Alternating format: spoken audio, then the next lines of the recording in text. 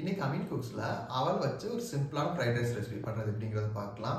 Fried rice பண்ணும்போது வந்து பாஸ்மதி அரிசி ஊற வச்சு அதை வேக வச்சு அதை பண்றது தான் பெரிய ப்ராசஸா இருக்கும். பட் இது அவல் வச்சு பண்ணும்போது நம்ம ரொம்ப சிம்பிளா பண்ணிடலாம். ஃபஸ்ட்டு வந்து அவலை வந்து ஒரு 2-3 தடவை தண்ணி ஊற்றி வாஷ் பண்ணி வச்சுக்கலாம். இதை தனியாக சோக் பண்ணணும்லாம் அவசியம் இல்லை. நம்ம அதில் வாஷ் பண்ணும்போதே வந்து அதில் நல்லா சோக் ஆயிரும். ஸோ அதை வந்து பண்ணாலே நம்மளுக்கு போதுமானதாக இருக்கும். இது பண்ணுறது தேவையான பொருட்கள் வந்து நம்ம கொஞ்சம் சாப்டு கார்லிக்கு, ஆனியன்ஸு, மிக்ஸ்டு வெஜிடபிள் உங்களோட தேவையான வெஜிடபிள்ஸ் ஆட் பண்ணிக்கோங்க. இதோட வந்து மசாலா பொருட்கள். இப்போ ஒரு கடாயில் வந்து நம்ம ஆயில் ஆட் பண்ணிக்கலாம். கடாயை வந்து கொஞ்சம் கனமான கடாய் இல்லைனா வந்து நான்ஸ்டிக் மாதிரியானது யூஸ் பண்ணிக்கோங்க. அப்போ தான் கீழே நம்மளுக்கு ஒட்டாமல் வரும்.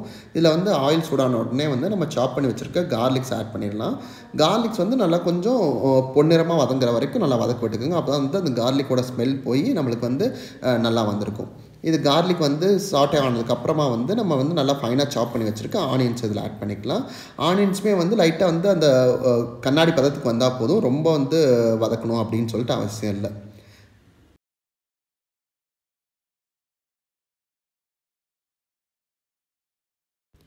இது ஆனியன்ஸ் கொஞ்சம் வதங்கினதுக்கப்புறமா இதில் நம்மளுக்கு தேவையான காய்கள்லாம் சேர்த்துக்கலாம். உங்களுக்கோட என்னென்ன கேபேஜு, கேரட்டு, கேப்சிகம்மு என்னென்ன உங்களுக்கு பிடிக்குமோ அதெல்லாம் நீங்கள் இதில் ஆட் பண்ணிக்கோங்க. இன்றைக்கி வந்து இதில் கேரட்டு, பீன்ஸு, கேப்சிகம் 3மே நான் வந்து ஆட் பண்ணியிருக்கேன்.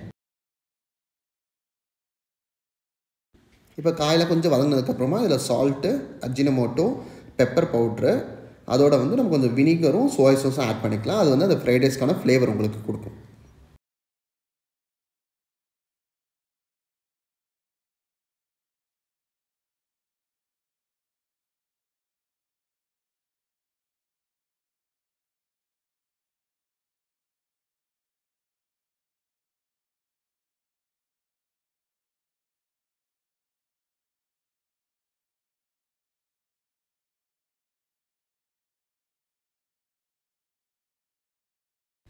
இப்போ இது கொஞ்சம் நல்லா வதங்கினதுக்கப்புறமா வந்து நம்ம இதில் வந்து நம்ம ஏற்கனவே ஊற வச்சுருக்க அவலை வந்து சேர்த்துக்கலாம்.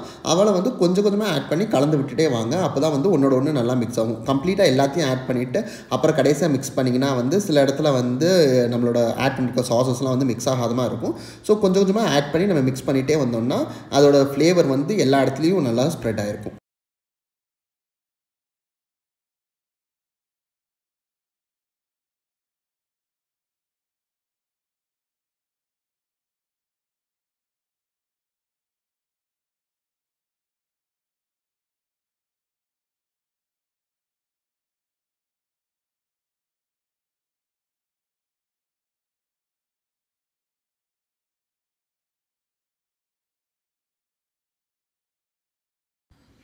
இது ஒரு 2 மினிட்ஸ் நல்லா வதக்கினதுக்கப்புறமா வந்து நம்ம வந்து ஒரு பவுலில் எடுத்துகிட்டு கொஞ்சம் ஸ்ப்ரிங் ஆனியன்ஸ் போட்டு சர்வ் பண்ணோன்னா பார்க்குறதுக்கு ரொம்ப அழகாக இருக்கும். செம்ம டேஸ்டியாகவும் இருக்கும்.